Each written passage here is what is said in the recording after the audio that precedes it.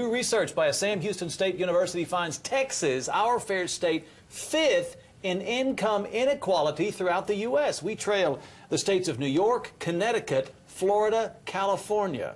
The professor behind this research says the wealth gap in Texas might actually be increasing.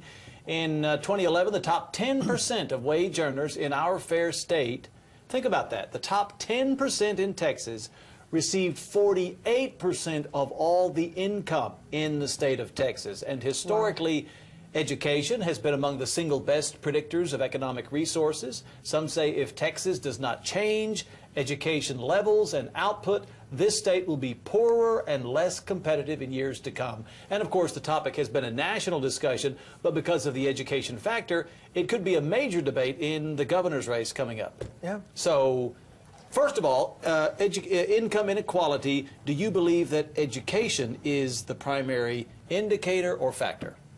I think it's the primary indicator, because if you're not educated, you're not going to get that high-paying job.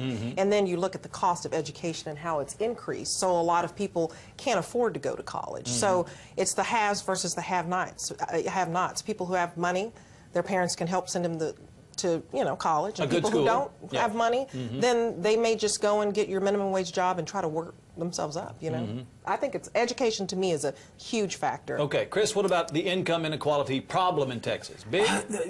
Maybe big. Maybe, I don't think it's government's responsibility to solve that problem. I think that if you start looking at education as a mechanism, I think we ought to focus on getting our kids educated so they can compete.